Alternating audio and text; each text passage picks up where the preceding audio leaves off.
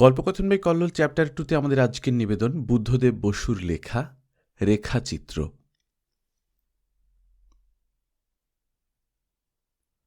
পাশের বাড়িতে এইমাত্র একটা কুরুক্ষেত্র সংঘটিত হইয়া গেল। ব্যাপার কিছুই নয়। রমেশবাবুর ভগ্নী স্বপুত্র কন্যা কিছুকাল ভাতৃগৃহে কাটাইতে আসিয়াছেন।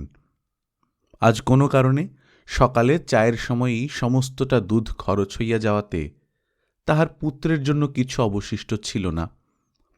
ছেলেটা ট্যাঁ ট্যাঁ করিতেছে। সেই উপলক্ষে রমেশবাবুর ভগ্নী ভাতৃবধূর অনবধানতার প্রতি কটাক্ষপাত করিয়া কি একটা কথা বলিয়াছিলেন। রমেশবাবুর স্ত্রীর তাহা সহ্য হয় নাই, হইবার কথাও নহে। তিনি প্রত্যুত্তরে বলেন যে অত গরজ থাকে তো ছেলের জন্য আলাদা দুধ ইত্যাদি। আরম্ভ ওইখানেই।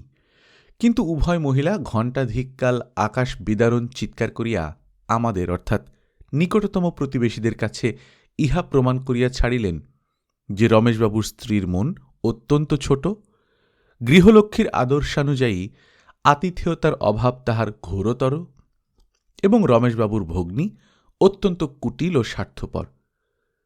যদিও তাহার স্বামী সম্প্রতি ডেপুটিত্বে প্রমোশন পাইয়াছেন, তথাপি ভাতৃগৃহের যাবতীয় বিত্ত নানান ছলে লুটিয়া খাইতে তাহার বিন্দুমাত্র কুণ্ঠা নাই, বরং আগ্রহ অত্যধিক।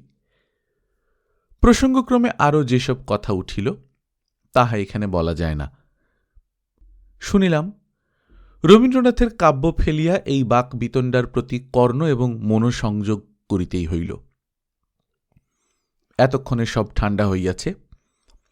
রমেশবাবুর ভগ্নী আর এক মুহূর্ত ভাতৃগৃহে অবস্থান করিবেন না। তাহার স্বামী কি রোজগার করেন না? তাহার পুত্র কি বন্যা জলে ভাসিয়া আসিয়াছে? এই শপথ উচ্চারণ করিয়া ক্রন্দন করিতে করিতে অত্যধিক শব্দ সহকারে ঘরের দরজা বন্ধ করিয়া বোধহয় এতক্ষণে শয্যা গ্রহণ করিয়াছেন। তারপর বোধহয় শ্রান্তিবশতই অশ্রুবিকৃত কণ্ঠস্বরে আত্মঘোষণা করিতে পারিতেছেন না। আর রমেশবাবুর পত্নী দেমাকে চরণ যাহাদের ভূমিস্পর্শ করে না, সেই প্রকার স্ত্রীলোকের চরিত্র বিষয়ে মন্তব্য করিতে করিতে রান্নাঘরে মাছের ঝোল চড়াইয়াছেন। ছ্যাঁক ছ্যাঁক শব্দে তাহার অর্ধোচ্চারিত বাণীসমূহ আমার শ্রুতিগোচর হইতেছে না। বেচারা রমেশবাবু 9টার সময় নাকে মুখে দুটি ভাত গুজিয়া সারাদিনের মতো আপিসে পালান। আজ বোধহয় মাছের ঝোলটাও গলধকরণের উপযোগী হইবে না। দুর্ভাগ্য। আবার রবীন্দ্র কাব্যের পত্রোন্মোচন করিলাম, কিন্তু মন আর বসিল না। ঘন ঘন জানালা দিয়া বাহিরের দিকে তাকাইতেছি। আকাশ তাহার অম্লান নীল হাসিখানি চোখের সামনে মেলিয়া ধরিয়াছে। স্ত্রী কণ্ঠের এহেন নির্ঘোষেও সেই প্রশান্তির বিন্দুমাত্র বিচ্যুতি ঘটে নাই। অদূরে অশ্বত্থ গাছটার পল্লব পুঞ্জে সকালের রৌদ্র লুটাইতেছে। ঝিরি ঝিরি হাওয়ায় তাহার আলোকিত কম্পনের বিরাম নাই।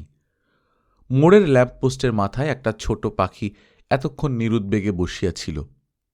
এইমাত্র ঘোড়ার গাড়ির চাবুকের শব্দে ত্রস্ত হইয়া বাতাসে ডুবসাঁতার দিয়া চক্ষের নিমেষে কোথায় যে উড়িয়া গেল দেখিতে পাইলাম না।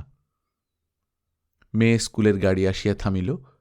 বুড়ি ঝির আহ্বান শুনিয়া রমেশবাবুর 2 কন্যা বাহিরে আসিল। হাতে বই, খাতা এবং খালি হওয়া সাবানের বাক্সে স্কুলের মেয়েদের যাবতীয় সম্পত্তি। একজনের হলদে রঙের ফ্রকটা রৌদ্রে যেন মিশিয়া গিয়াছে। হাসিতে হাসিতে 2 বোন গাড়িতে গিয়া উঠিল।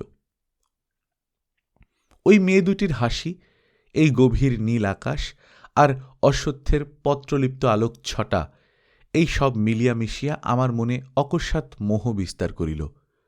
চোখের পলকে রমেশবাবুর স্ত্রী এবং ভগিনীর চিহ্নমাত্র স্মৃতি আর রহিল না। গতরাত্রে শুইতে শুইতে 2টা বাজিয়া গিয়াছিল। তবু ভোর হওয়া মাত্র তুমি আসিয়া যেই আমার মাথার উপর আস্তে তোমার হাতখানি রাখিলে, অমনি জাগিয়া উঠিলাম।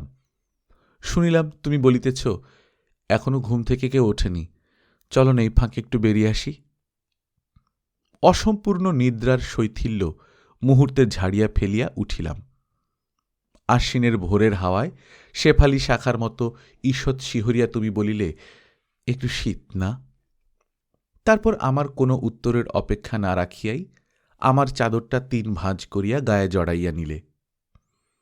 আজ মনে হইতেছে সেদিন আমার চোখে তোমাকে সুন্দর লাগিয়াছিল। সদ্য নিদ্রোত্থিতা তোমার মুখে যে লাবণ্য তখন ফুটিয়াছিল তাহা তোমার মুখেও কম দেখিয়াছি।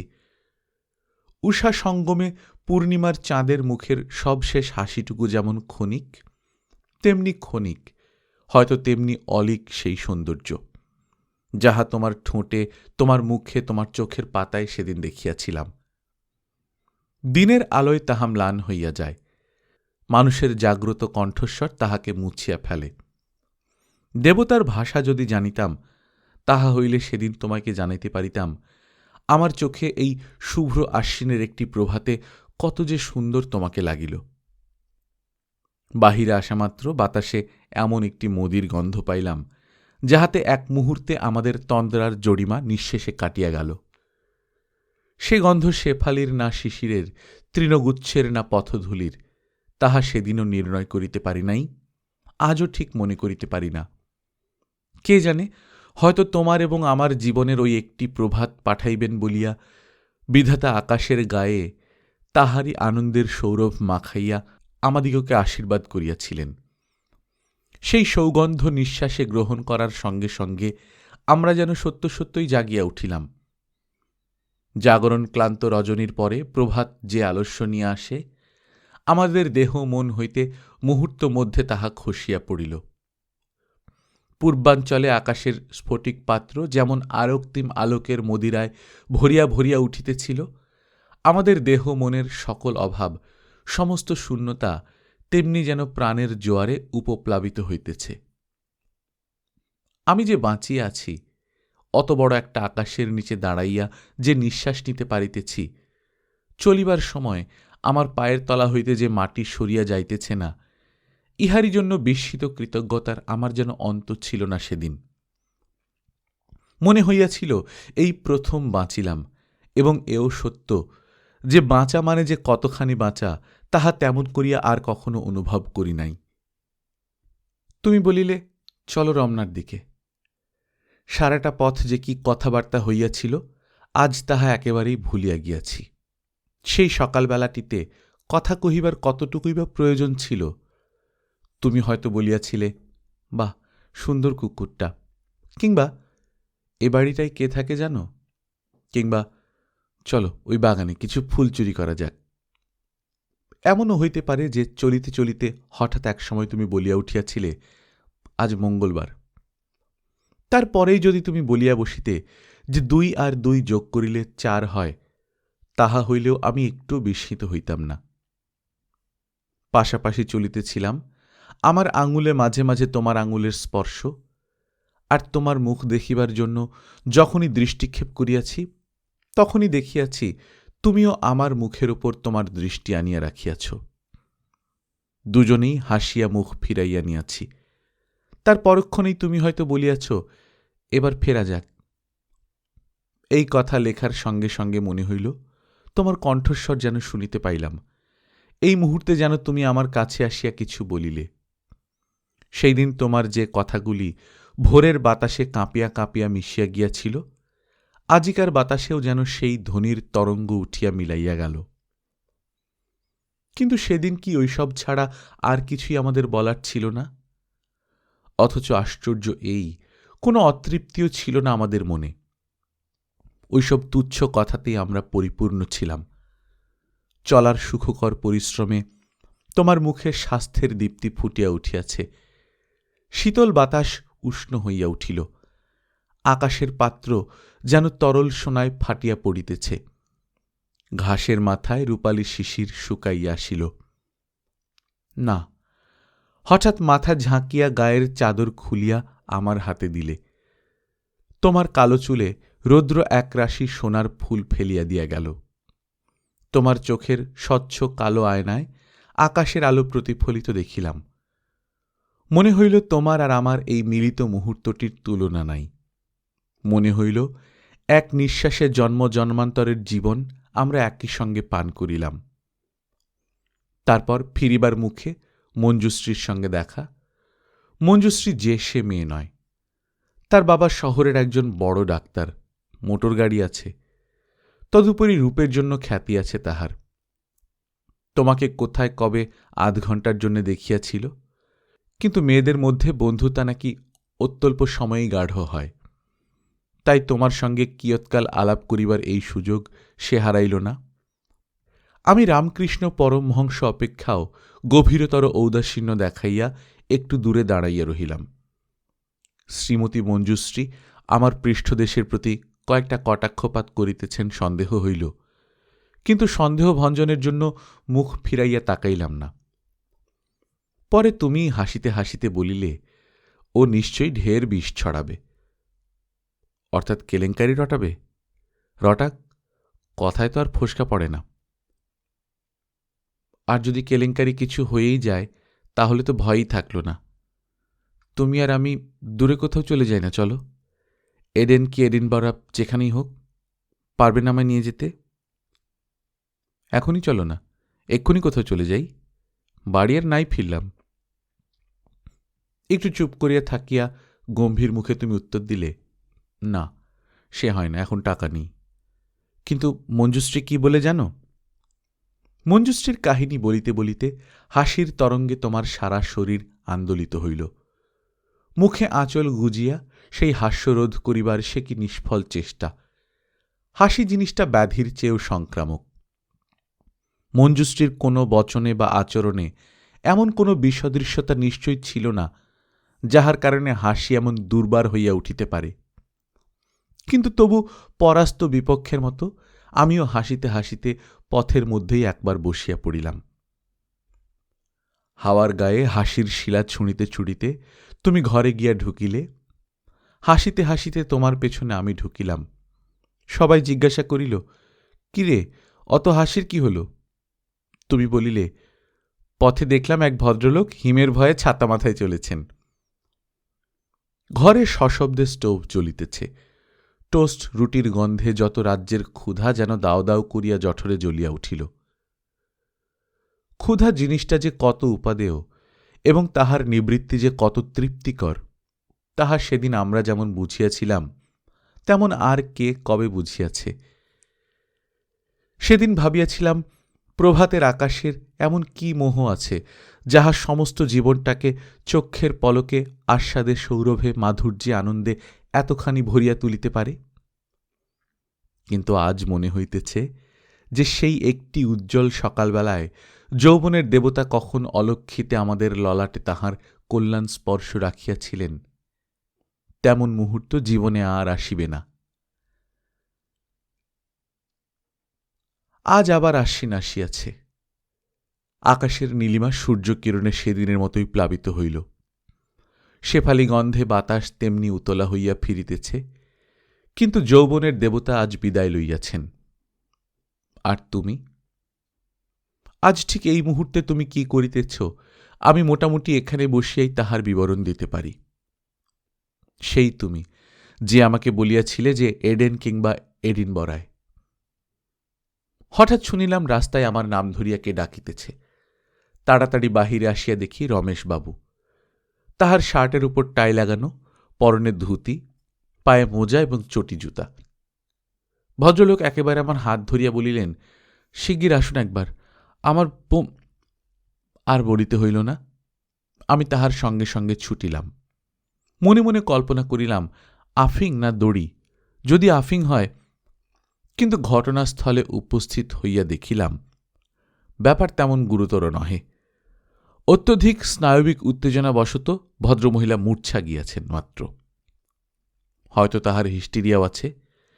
দাঁতে দাঁত লাগিয়া মুখ দিয়া ফেনা গড়াইতেছে। এই দৃশ্য দেখিয়াই রমেশবাবু, আমি একটু আগে যাহা ভাবিতেছিলাম সেই রকমই কিছু একটা ভাবিয়া আপিসের বেশ অর্ধসমাপ্ত রাখিয়াই ব্যস্ত হইয়া ছুটি আসিয়াছিলেন। আমি তাহাকে আশ্বাস দিয়ে বলিলাম, আপনি অস্থির হবেন না, বিশেষ কিছু হয়নি। চোখে মুখে জলের ছিটে দিতে বলুন, আর পাখা নিয়ে কেউ হাওয়া করুক, তাহলেই ফিট ছেড়ে যাবে। মন্টু, যা তো, তোর মাকে বল শিগগির জল আর পাখা নিয়ে। হাঁ করে দাঁড়িয়ে দেখছিস কি, জানা শিগগির বলিয়া রমেশবাবু পুত্রের পৃষ্ঠদেশে চপেটাঘাত করিলেন। মন্টু কাঁদিতে কাঁদিতে চলিয়া গেল। রমেশবাবু কাতর নয়নে একবার তার ভগ্নীর, একবার আমার মুখের দিকে চাহিয়া বলিতে লাগিলেন, বলবেন না মশাই, এই দজ্জাল। আমি তাড়াতাড়ি বলিয়া উঠিলাম, আপনার আপিসের বেলা হল রমেশবাবু। আর আপিস, যার ঘরে এত অশান্তি। এই সময় রমেশবাবুর স্ত্রী নাসিকার অগ্রভাগ পর্যন্ত ঘোমটা টানিয়া জল, পাখা ইত্যাদি লইয়া ঘরে ঢুকিলেন, এবং তাহার পরিচর্যায় রমেশবাবুর ভগ্নী অল্পক্ষণ পরেই চোখ মেলিয়া ঘরে অপরিচিত পুরুষ দেখিয়া লজ্জায় জড়সড় হইয়া গেলেন। আমি বিদায় নিয়ে বলিলাম, এখন আপনি নিশ্চিন্তে আপিস যেতে পারবেন রমেশবাবু, উনি সুস্থ হয়ে উঠেছেন। তাহলে আর তোমরা গোলমাল টোলমাল করো না, আমি তাহলে আপিসে। বলিতে বলিতে রমেশবাবু তখনই রাস্তায় বাহির হইয়া পড়িতেছিলেন। এমন সময় সেই মন্টুই প্রহারের কষ্ট ভুলিয়া হঠাৎ হাসিয়া বলিয়া উঠিল, বাবা, তুমি পাতলুন পরলে না? পাতলুন? তাই তো, ছি ছি। রমেশবাবু আমার দিকে আর না তাকাইয়াই বেশভূষা সমাপন করিবার জন্য ঊর্ধ্বশ্বাসে ছুটিলেন। আমি বাড়ি ফিরিয়া মাছিলাম। সবচেয়ে আশ্চর্য এই যে রমেশবাবুর স্ত্রী সম্ভবত সুন্দরী। অবগুণ্ঠনের অন্তরালে চকিতে একবার তাহার মুখখান আমার চোখে পড়িয়াছিল। আর রমেশবাবুর ভগিনী যখন একবার মাত্র চক্ষুর উন্মীলন করিয়া তৎক্ষণাৎ আবার তাহা বন্ধ করিয়াছিলেন, তখন সেই ক্ষণিক দৃষ্টি তোমার চোখ দুইটির কথাই আমাকে স্মরণ করাইয়া দিয়াছিল।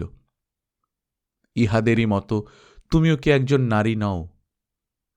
আজ সকালবেলাটায় যে দুই নারীকে অবলম্বন করিয়া এই বিভ্রাট ঘটিয়া গেল, কে জানে তাহাদের জীবনেও হয়তো একদিন যৌবনের অমৃত পরশ লাগিয়াছিল।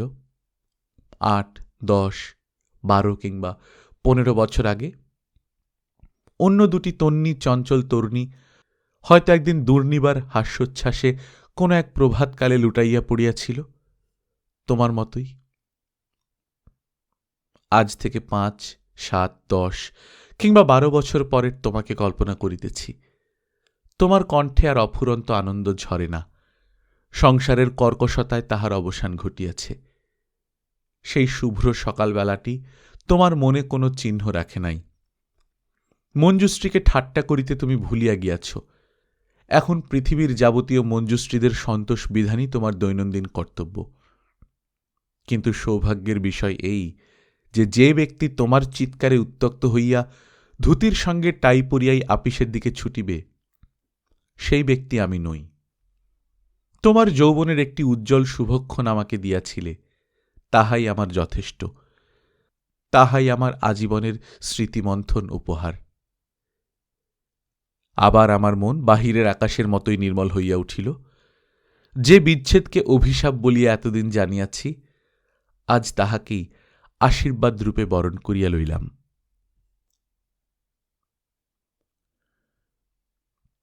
গল্পকথন বাই কল্লোল চ্যাপ্টার 2তে শুনছিলেন বুদ্ধদেব বসুর লেখা খুবই মিষ্টি একটা গল্প। গল্পের নাম রেখাচিত্র। আমরা নিয়মিত গল্প পাঠ করে শোনাচ্ছি। গল্পটি কেমন লাগলো আপনারা জানাবেন। আপনারা যারা প্রথমবার মতো শুনছেন, কাইন্ডলি সাবস্ক্রাইব করে নেবেন। গল্প পাঠ ভালো লাগলে বন্ধুদের সঙ্গে শেয়ার করবেন। নিজে ভালো থাকবেন, আশেপাশের লোকজনকে ভালো রাখবেন। টাটা।